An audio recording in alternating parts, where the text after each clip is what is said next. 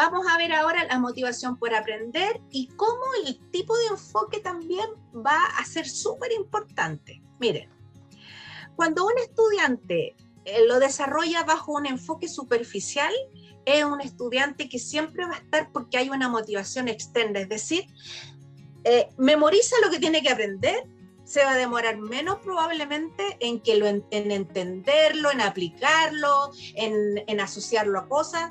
Lo repito, y algunos tienen muy buena memoria, pero queda ahí, en una memoria a corto plazo, que me sirve para responder mañana a la prueba, pero ahí sí me preguntan en un mes más si yo me acuerdo de lo que se trataba o cómo yo lo relaciono con, porque ya no está. Entonces, él lo único que hace es retener la información necesaria para responder a una exigencia. Y eso tiene que ver con la nota, con la tarea escolar. Si el enfoque es estratégico, es el estudiante que tiene un objetivo claro. Por ejemplo, mejorar las notas, o porque tiene un desafío personal, o porque le han prometido un algo, o porque hay algo, ¿cierto?, que tiene que enfrentar, pero como algo estratégico. Entonces, ¿qué hace?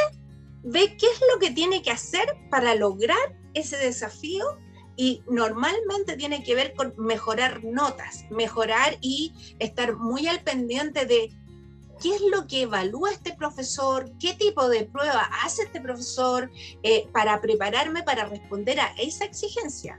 Entonces, ¿qué busca? Busca la eficacia, pero no hay compromiso de tarea, ¿ya? Tiene un objetivo puntual, nada más. En cambio, el enfoque profundo, que es el que nosotros tenemos que tratar de buscar, es esa motivación que está desde dentro. Es decir, que yo aprendo porque yo de verdad siento que es algo que yo necesito y me hace bien. Además, me va a servir a mí porque voy a mejorar en X cosa, porque además yo me he dado cuenta que en la medida que voy logrando estos resultados, me voy beneficiando en muchas otras cosas, ¿cierto? Y además soy reconocido. Es un estudiante que utiliza mucho los conocimientos previos, que se preocupa de irlos articulando, porque sabe que es una estrategia para asegurarlos, esos conocimientos, ¿cierto? Entonces, crea estrategia, organiza su tiempo para responder a estos desafíos, y obviamente es un aprendizaje con un alto grado de significatividad, ¿ya? Es ideal. Por lo tanto, ¿hacia dónde tenemos que apuntar? La clave es incrementar en clases y siempre la motivación intrínseca en clase. ¿Y qué supone esto? Supone movilizar la autonomía de los estudiantes para aprender. Para eso tiene que tener sentido el aprender, ¿cierto? Para que ellos se puedan comprometer. Aptitudes, es decir, que ellos se logren sentir capaces de, pero se sienten capaces cuando nosotros además adecuamos la exigencia, optimizamos los tiempos y tenemos súper claro que lo que le estamos pidiendo es algo que ellos van a ser capaces con el esfuerzo de lograr, porque tampoco se los vamos a dar hecho. Pertenencia, es decir, ser parte de algo, y eso es clima de aula, espíritu de grupo, ¿cierto? Sentirse que son parte de. Autoestima, es decir, ser capaz de apreciar en sí mismo el valor, y eso hace además responsabilizarse de sus acciones, de sus deberes y de sus desafíos. Y el goce por aprender, difícil, pero no imposible. Cuando nosotros nos damos ese trabajo de la transposición didáctica, y cuando nos damos el trabajo de sorprender cada día, cuando nos damos el trabajo de cambiar la metodología, nosotros logramos aprendizaje significativo y por lo tanto logramos mayor participación y compromiso de nuestros estudiantes. Si nosotros logramos que esa motivación sea intrínseca y no por responder a otros, no superficial o no por una estrategia, nosotros vamos a asegurar aprendizajes. Y esto se los muestro no porque quiero que vamos viendo cada uno de los aspectos que se involucran, pero indudablemente cuando nosotros pensamos los factores que interfieren en el aprendizaje de un estudiante, hay que tener en cuenta todo lo que interfiere para poder responder adecuadamente a esa exigencia. Entonces, por un lado, ¿no es cierto?, todo lo que tiene que ver con los factores sociales, que muchas veces tienen que ver con el estilo de familia, con lo que nos pasa en las amistades, cómo nos sentimos queridos, etcétera, etcétera. Los ambientes donde estudiamos, que ya lo vimos, ¿cierto? Los factores internos que son los que afectan a cada estudiante. El nivel de concentración, de atención. A lo mejor, como decía el niño, es un estudiante que necesita pastillas, pero hay otros que no necesitan pastillas, que necesitan de un cambio de estilo de enseñanza. Los factores psicoafectivos, la madurez, los afectos, la estabilidad de las emociones. Por eso el primer encuentro que tuvimos, donde hablamos de la importancia que tenía educar las emociones, es tremendamente importante a la hora de pensar cómo se determina un estudio de calidad. Y lo físico, que tiene que ver con todos aquellos aspectos que están de manera, interfiriendo de manera paralela, dependiendo de cada caso, pero no los podemos descartar. Podríamos hablar incluso de algún problema de alcohol, de droga, o estudiantes que están en tratamiento y usan un medicamento que interfiere en la alimentación, la respiración, el sueño, el descanso. Nosotros mismos, ¿cuántas veces no hemos sido capaces de dar el ancho porque estamos agotados, estamos cansados, ¿cierto? Y por lo tanto no damos el 100%. Bueno, la fatiga. Y otro aspecto que es importante, que podríamos pasar toda una tarde hablando de ello, son los estilos de aprendizaje. El cómo aprende un estudiante va a depender de estilos que son muy personales y cómo ha ido sintiendo que se le hace más fácil aprender. Y aquí podríamos hablar de diversas teorías, ¿cierto?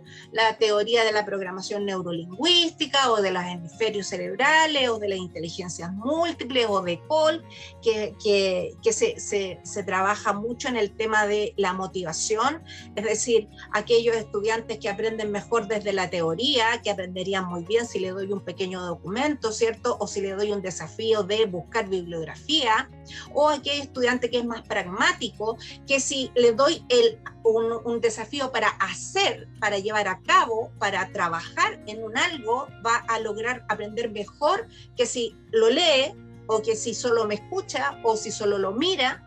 Aquel estudiante que le gusta más aprender cuando le pongo desafíos que le hacen pensar, reflexionar, le pongo problemas, le pongo casos de estudio, de investigación. Y el activo, ¿cierto?, que aprende más manipulando, haciendo, movilizando su cuerpo.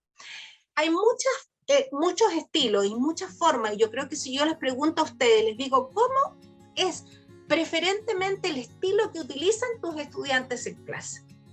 Muchos me van a decir, porque ya han estado más de un año con sus estudiantes, dicen, ¿sabes qué? Yo noto que ellos aprenden mejor cuando yo hago un trabajo grupal y que tienen que hacer alguna cosa práctica.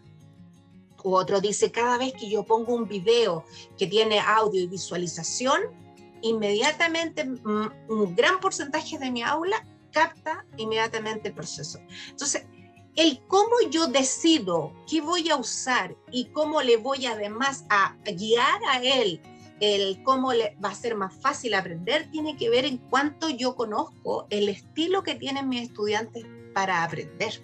¿Ya? Este es un temazo, y como es un temazo, para los que tengan ahí el celular con el código QR, si entran a este código QR van a poder acceder al manual de estilos y estrategias de aprendizaje. Es un manual muy interesante donde sale la misma imagen y se habla de manera muy corta, muy precisa, muy concisa de cada uno de los estilos, y además están las estrategias por cada estilo de aprendizaje. Entonces, para que ustedes puedan acceder a ese código QR. Vamos ahora, para ir acercándonos a la parte ya final, de ver algunos métodos, ¿ya? ¿Cuándo aprendemos más o mejor? Aprendemos más cuando estamos personalmente implicados, ¿ya? Y eso tiene que ver con la parte socioemocional. Cuando les damos espacio para reflexionar, planificar y regular. ¿Ya? Cuando es un proceso que yo puedo decir, yo lo puedo dirigir, yo puedo optar, yo puedo decidir cuál es la forma en que yo quiero aprender. Por lo tanto, es bien importante el que les contemos el qué pero tratemos de que el cómo lo vamos a hacer sea consensuado. Hay ciertos límites en que el estudiante no puede decidir, pero hay otras instancias en que sí puede ser consensuado. Por lo tanto, podemos darles algunas opciones para que ellos elijan el cómo. Tener en cuenta el sentido del para qué del contenido, ¿cierto? ¿Para qué lo estoy aprendiendo? Conversando, trabajando con otros y también, y esto tiene que ver mucho con el profesor, ¿cierto? Que alguien me ayude a ir construyendo mi andamiaje, ¿cierto? Esa zona próxima entre lo que sé y lo que debería saber. Debo construir un andamio, ¿cierto? Que sea lo suficientemente firme, que me permita ir ascendiendo y mejorando los procesos, ¿ya? Y para eso el maestro se transforma en un excelente guía, ¿ya? Entonces, para aprender en clases tenemos 4 momentos. Y esos momentos también determinan un poco la forma en que facilitamos el aprendizaje. Antes de iniciar la clase, es decir, es muy importante saber cómo vienen y qué estrategia voy a usar para ello, y aquí entra mucho el aspecto socioemocional, para activar los conocimientos previos, es decir, qué saben mis estudiantes de lo que yo les voy a enseñar, qué estrategia voy a utilizar para motivarlos a eso. Voy a hacer alguna dinámica, voy a poner una pregunta desafiadora, voy a presentar un video, voy a hacer una lluvia de ideas. Después, perdón, discúlpenme. Me apuré mucho. Después viene la presentación de los contenidos, ¿cierto? ¿Qué es lo que voy a enseñar? Y aquí el cómo lo voy a enseñar va a la par. Voy a enseñar esto y esto tiene una X dificultad, por lo tanto la forma y de acuerdo a cómo aprenden mis estudiantes, la mejor va a ser esta. Y finalmente, el cierre de la clase, que es fundamental para la metacognición, es fundamental el cierre de la clase. Tengo que ver de qué manera en un par de minutos hago el cierre para saber cuánto aprendieron. ¿Por qué tiene esto mucha importancia? Porque me permite lograr la atención, ¿ya? Y la forma en que yo presento los contenidos tiene mucho que ver en ello. Logro la motivación, sobre todo cuando hago una propuesta que es desafiante, cuando priorizo el contenido y no me demoro 3 sesiones de clase en pasar un mismo contenido, cuando además el contenido lo vinculo con lo personal, es decir, ¿qué sientes tú ante esto? ¿Ya? Porque el estudiante dice, ¿de qué me puede interesar a mí la Revolución Francesa? Entonces, ¿de qué manera lo toco a él con ese tema? Cuando uso metodologías activas y reflexivas, también logro la motivación. ¿Cómo lograr una mejor comprensión? Bueno, dándole sentido de realidad al contenido. También usando metodologías activas, vinculando el contenido con aspectos que pudiesen ser desde la mirada personal de cada estudiante. Las evaluaciones de proceso y dar espacios a diálogos y a preguntas. ¿Ya? Es la única manera que me va diciendo a mí, es como un termómetro de cómo va aprendiendo mi clase, ¿ya? Para lograr vincular el contenido con la puesta en práctica, es decir, la aplicación, aquí hay que trabajar coreografías de aula que presten instancias diversas para trabajar el contenido de manera distinta. Por ejemplo, el trabajo por estaciones, en donde los niños van rotando y van trabajando desafíos por mesa, es súper bueno en la vinculación y puesta en práctica. ¿Ya? Trabajo cooperativo que acabamos de hablar, trabajar unas 3 estrategias en un mes, replicándolas semana a semana. No se trata de que todos los días apliquemos 5 estrategias cooperativas ni a cada rato. Con una que decidamos por mes y la replicamos y replicamos al cierre de la clase, por ejemplo. Puesta en práctica de talleres, ¿ya? Mini investigaciones, hacer aprendizaje-servicio, interdisciplinario, donde le ayude. Porque este es un trabajo que ellos debieran hacer solitos, cómo se vinculan las asignaturas, ¿cierto? Por algo hay un currículum que está asociado a un X curso, pero les cuesta mucho hacer esa vinculación. Por lo tanto, en un trabajo interdisciplinario les estamos obligando a integrar, y la integración lleva a una mejor comprensión que perdura en el tiempo. Indudablemente esto tiene que ver con cómo lo van a integrar, cómo lo van a aplicar y las evaluaciones sumativas de integración son tremendamente importantes, porque de esa forma también optimizamos. Y activar siempre conocimientos previos. Cuando hablábamos el otro día de las metodologías, yo no quería dejar de ver este video. Cuando hablamos de metodologías activas y reflexivas, sobre todo las que declara el modelo, aquí están algunas de ellas.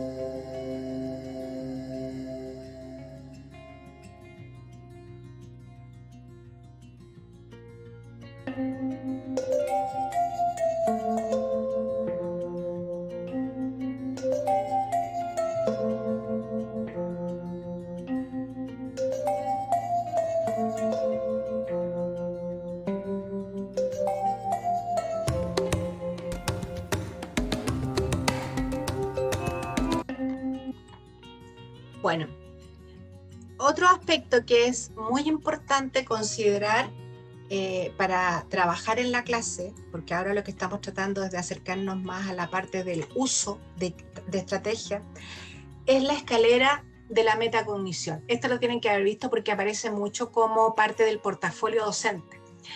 Y la escalera de metacognición lo que me permite a mí es el aprendizaje del aprendizaje en el cierre de la clase. Entonces, para trabajar esta escalera, lo que tenemos que es darle un tiempo al cierre de que el estudiante se pregunte primero, ¿qué aprendió en el día? Y a lo mejor con una lluvia de ideas sería suficiente, o de manera personal escribirlo en un papel, ¿cierto?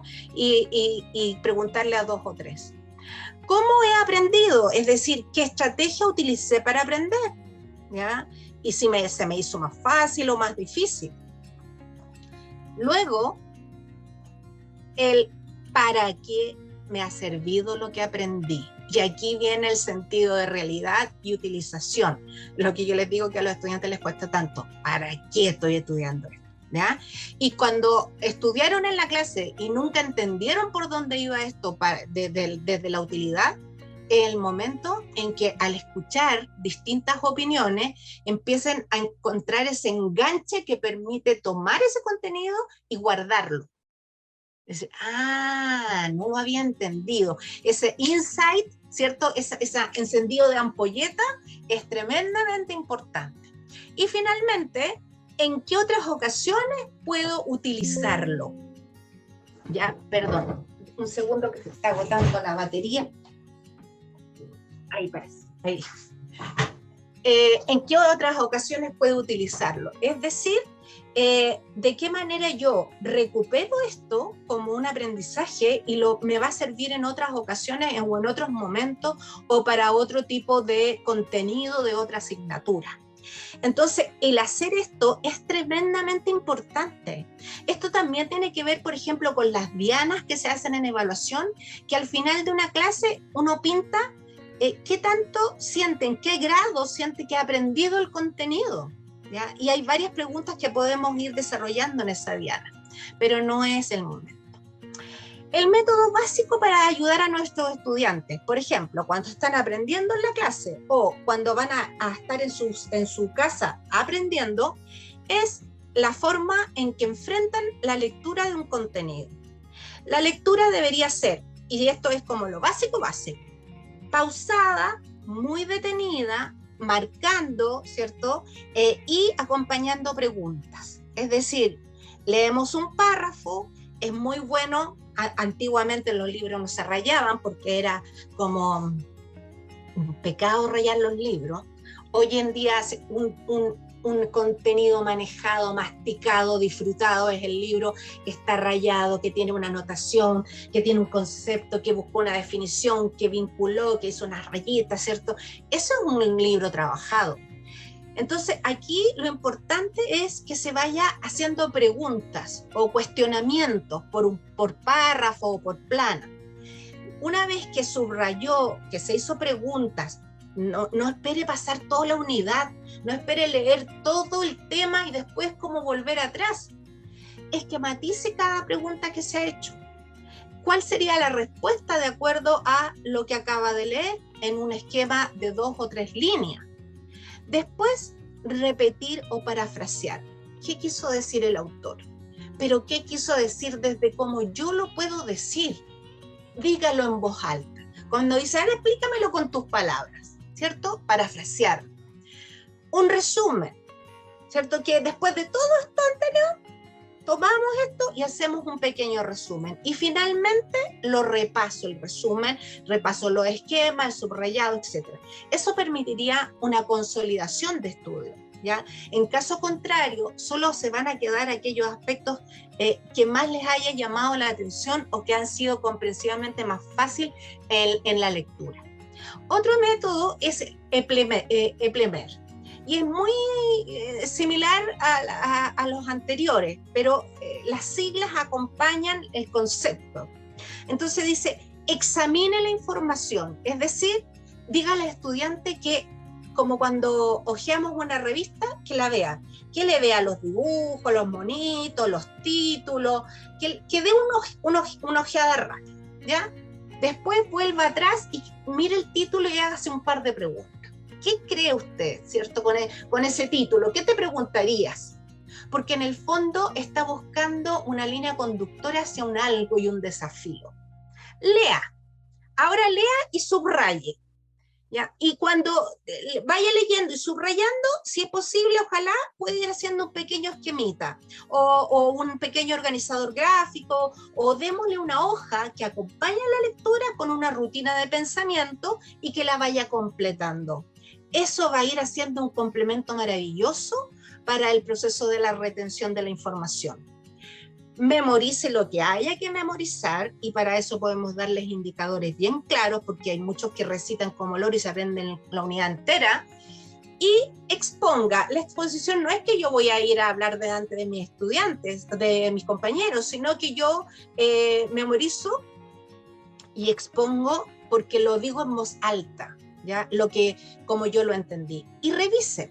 Vaya al libro, vea si es correcto, si lo que usted dijo es efectivamente así. El otro método es el mismo, pero es Epler, que lo que cambia es el final, que habla de recitar el esquema, es decir, parafrasear después de que leímos, que examinamos la información, hicimos preguntas, leímos, tematizamos, recitamos el esquema y hacemos un resumen. Es una pequeña variación.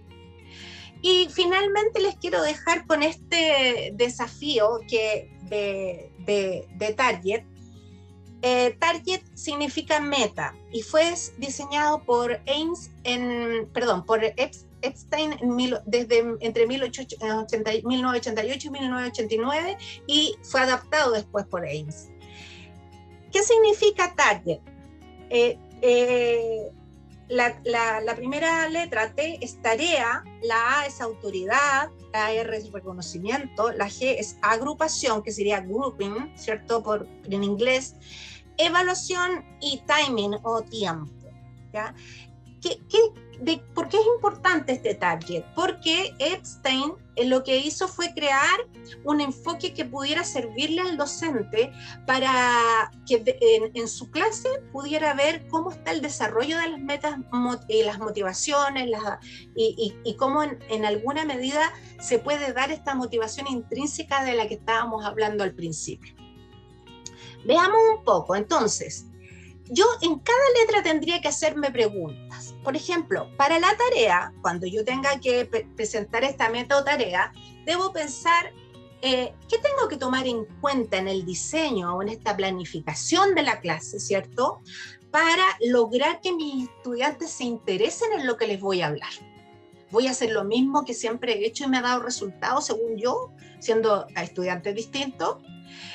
Voy a cambiar porque se me ocurre que les voy a poner una noticia, ¿ya? Y a ver cómo reaccionan. Les voy a poner un pequeño video, les voy a sacar unos papelitos con unos conceptos y van a tener que armar una frase que tenga sentido y descubrir de qué se trata el nuevo contenido. Estoy inventando. La autoridad tiene que ver con qué es lo que es de mi responsabilidad de determinar y qué es lo que va a ser también de responsabilidad del estudiante, ¿ya? Es decir, de qué manera vamos a ir combinando esa autoridad, pero la autoridad bien entendida, es decir, quién es el responsable de, ¿ya? Yo como profesor soy responsable de esto, pero esto le va a corresponder al estudiante, buscará cómo, pero deberá responder ante estas exigencias. El reconocimiento. ¿De qué manera, en la medida que van desarrollando, va a haber o no va a haber una recompensa o un reconocimiento? Aquí puede haber una nota, que es una condicionalidad, ¿cierto? O puede haber un premio concreto, al grupo ganador se llevará un chocolate, o muchas veces en muchas partes utilizan, y que a mí en alguna medida no me hace ruido en alguna manera y otra no, utilizan tarjetas de canje.